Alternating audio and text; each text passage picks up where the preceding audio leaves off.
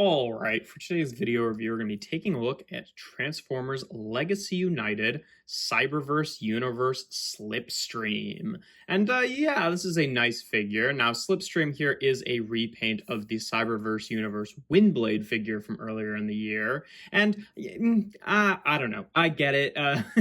On the one hand, she's labeled as a Cyberverse Universe character, and like Cyberverse Slipstream did not share a body type with with Cyberverse Windblade, so it doesn't make a ton of sense.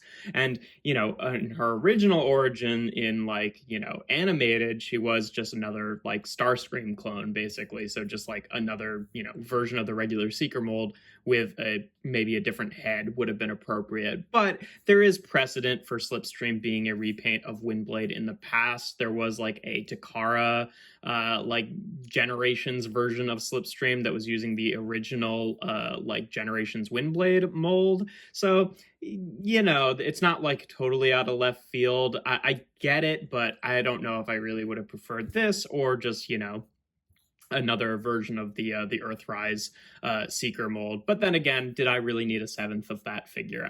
Probably not. So, being only the second time this mold has been used, I feel like it still works fairly well. And I don't mind it, all things considered. But, some people might disagree with, this body type for Slipstream, since she is essentially supposed to be just another Seeker in some of her media appearance. But yeah, it's a decent jet mode, just like with Windblade here. It's a little bit, I don't know, like chunky and blocky, but it does have the nice VTOL jets. She doesn't have hers painted on either side like Windblade did, but still works. She's got the landing gear here that you can fold up on the front there, which no rolling wheels or anything, but it works fine. She's got the cockpit that sort of looks like it's supposed to open, but it definitely can't, with a little, kind of hard to see in there, but little sculpted seats on the inside.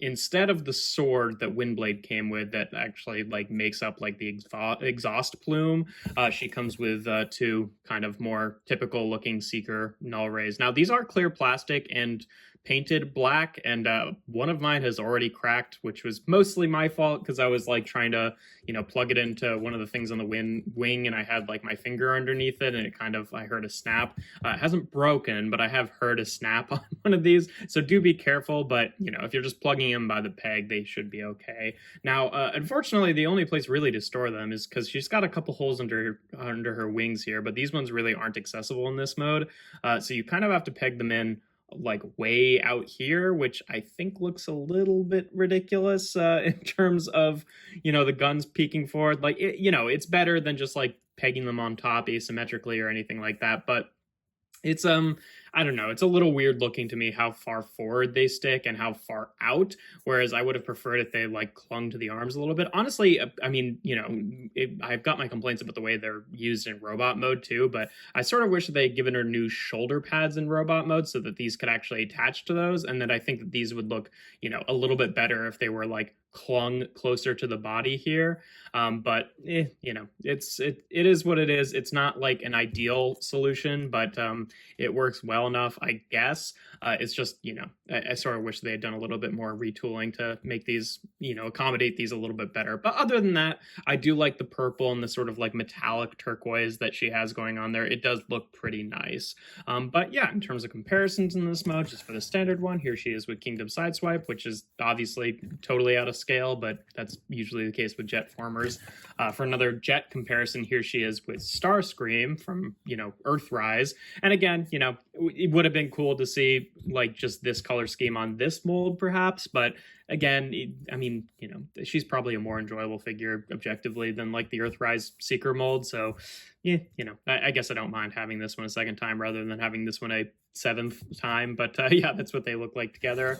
And then last but not least, here she is with United Windblade. So you can see some of the differences there. Obviously, pretty much just the color scheme. There's not a lot of remolding on this figure. It's pretty much just the head and the weapons, and that's it. But yeah, so that's what they look like together. But yeah, to get onto transformation, you can take these off if you want. That's where I tend to store them in robot mode, so I'm just going to leave them on. But first thing you want to do is just fold up the landing gear here. You want to take the wings, and you want to kind of like bring them up so they unpeg from this section, and then bring them out so they unclip from the body there. Then we can take the arms here. They're just tabbed in, like holding onto these pegs underneath the legs here. Just unpeg those. Then we can take the legs, double hinge them down like this, and then take these sections and double hinge, well, not just double hinge, just hinge these around. And something that I didn't even notice on Windblade is that these actually do like tab into place. They were stiff enough on Windblade that they didn't really need to, but on her, that's actually pretty useful.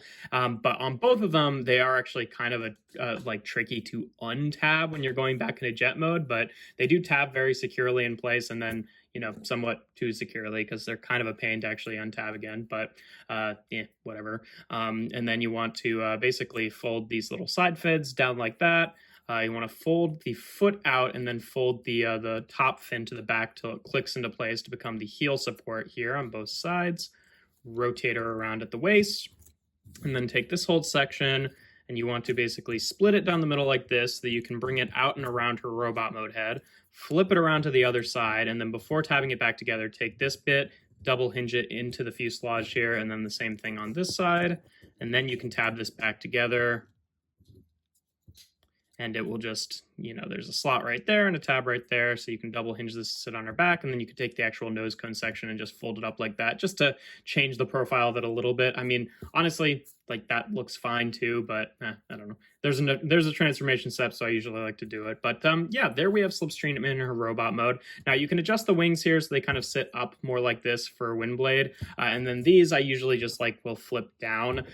They're not actually how you're supposed to do that with like how, oh my god, words, how you're supposed to orient them. What you're supposed to do is actually plug them on underneath her arms like this, so they're kind of like these underslung null rays, which I think looks kind of stupid. Again, I just sort of wish that they had, engineered the shoulder pads differently so they could just like peg on here and like maybe not all the way at the end, but maybe like here. I feel like that would look best, even if they kind of bump into the little like, arm fins. I just feel like that would make it look the most sort of seekery, whereas like having them hang off the wings, you can have them there, or you could have them hanging off here, which again, kind of bumps into stuff, and they sit a little too far down, and she doesn't really have any way of like pointing them forward. I don't know. This is the way that I feel like looks the best to me, is with them kind of like just, off as ornaments there like that, and not really useful blasters, and then she can just like hold them when she needs to use them. But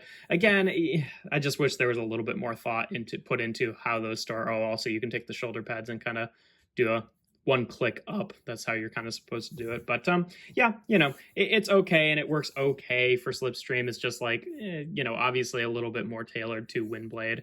In terms of articulation, the head is on a ball joint. She does have a very sort of like, G1 Seekery looking head, which again is a little bit strange to me since this is ostensibly supposed to be, the Cyberverse version of of Slipstream, which I don't personally care. I just like this is like a general generations version, but like that ain't accurate to how Cyberverse Slipstream, looked. So it's a little weird to me, but whatever. But yeah, head on a ball joint, shoulders, you can rotate around like that before they bump into the wings, and then can fold out to the side. Bicep swivel. Maybe like a degree or two under 90 of bend at the elbow for whatever reason. She's got a wrist swivel, waist swivel, hips can go forward about that far, back about that far, out to the side. She's got a thigh swivel, about 90 degrees of bend at the knee, ankle tilt to, go to side, and you can also tilt them back a little bit, but the heels, which are the, like the thrusters of the jet, stay in place, so you can't like really get much use out of that. But it could be potentially helpful in some situations, but not generally. Yeah, in terms of comparisons in this mode, here she is again with side swipes. So you can see what the two of them look like together, just for an average size Deluxe comparison, pretty much average size there.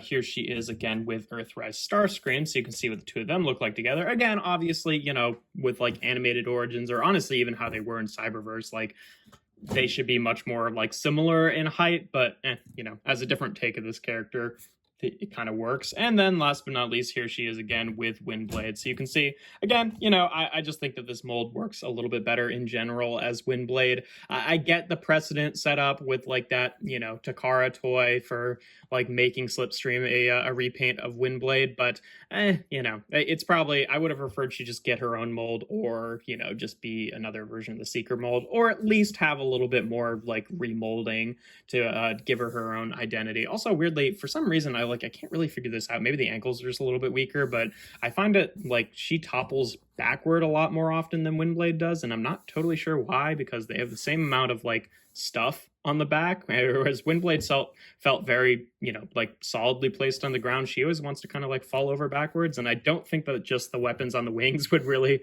add enough weight to like have a noticeable difference like that. But I don't know. It's probably just some weakness in the ankles. But yeah, she's an okay figure, all things considered. Just not that exciting to me, unfortunately. She also does have like the little, I guess, kind of like fake cockpit here, since again the original Slipstream was a Seeker jet, so she had the cockpit on the front, but they did that for the like Takara version too, since this figure being a Windblade mold obviously doesn't end up with the cockpit on the chest there. But I'm fine with Slipstream being a character that doesn't have that. But so yeah, she's okay, all things considered. Just I'm not super thrilled with her or anything, but yeah, that's pretty much all there is to it. If you enjoy my videos, make sure to leave a like and consider subscribing to the channel. I do reviews every Tuesday, Thursday, and Sunday. And without further ado, here we have Transformers Legacy United Deluxe Class Cyberverse Universe Slipstream.